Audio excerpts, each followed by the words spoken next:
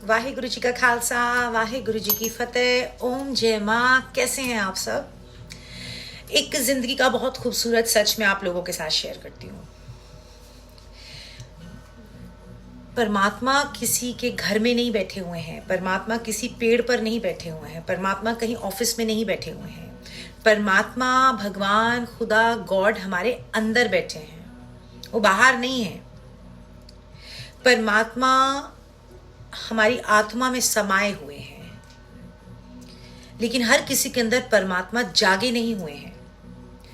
जब हमारी अरदास, हमारी प्रार्थनाओं में सच्चाई होती है ना, सच होता है ना, पवित्रता होती है, प्योरिटी होती है ना, तो वो परमात्मा, क्योंकि जिंदगी का एक खूबसूरत सच ये है कि परमात्मा ही सब कुछ है। परमात्मा एक सच है, बाकी सब झूठ है इस संसार में। सच कुछ नहीं है, सिर्फ भगवान ही सच है, खुदा ही सच है।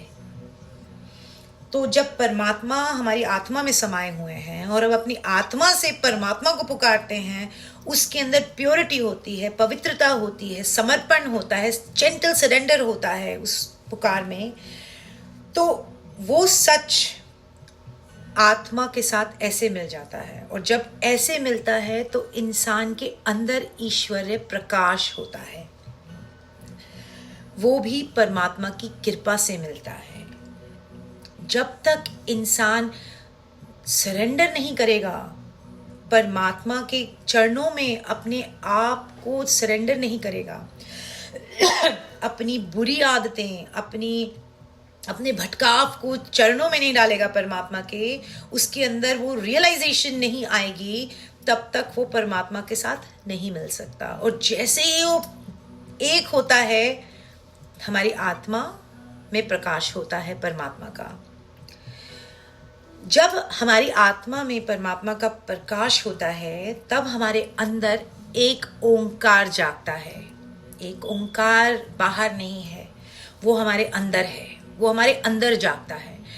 और जब एक ओंकार इंसान के अंदर जागता है तो उसका सच्चा गुरु जाग जाता है।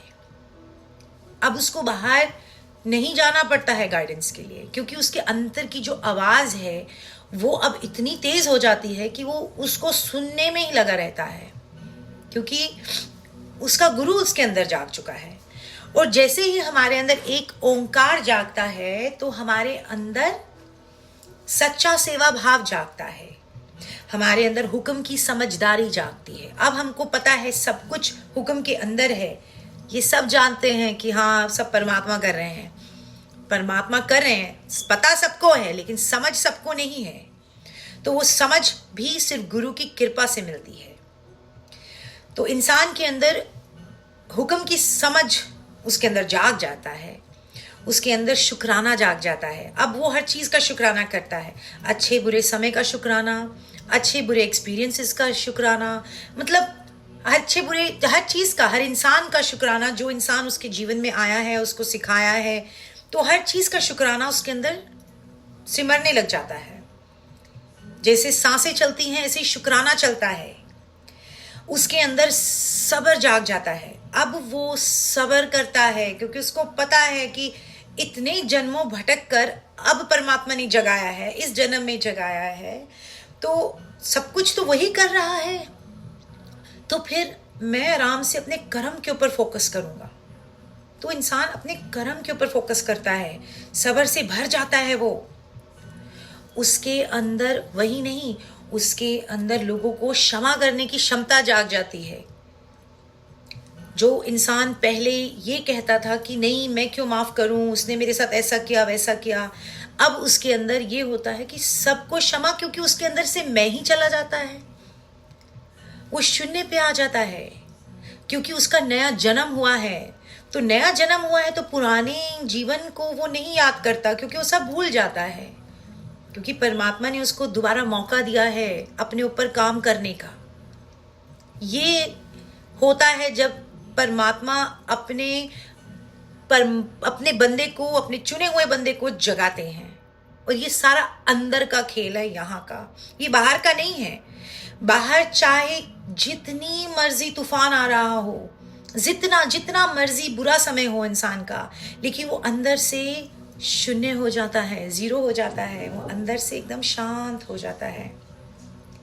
और सबसे खूबसूरत चीज, उसके अंदर ईश्वरीय प्रेम जाग जाता है। अब ईश्वरीय प्रेम जो उसके अंदर जागा है, अब वो सबके अंदर एक ओंकार देखता है। अब उसको किसी के अंदर भी बुराई नजर नहीं आती है। उसको दिखाई देता है कि इंसान भटका हुआ है, लेकिन बुरा नहीं है, भटका हुआ है। ये भटकाव है जो हमको एक दूसरे से अलग करता है, वरना हम सब एक हैं। जो ज्योत मेरे अंदर है वही ज्योत आपके अंदर है। जो ओंकार, एक ओंकार मेरे अंदर है, वही एक ओंकार आपके अंदर है। फर्क सिर्फ इतना है कि हमको रियलाइज करना है, हमको जागना है, जीते जी जागना है। अपने जो हम गलत रास्ते पे चल पड़े हैं, हमको रियलाइज करना है कि हम गलत कर रहे हैं। जब इंसान जीते जी जाग जाता है ना, तब उसको मिलता है सुकून।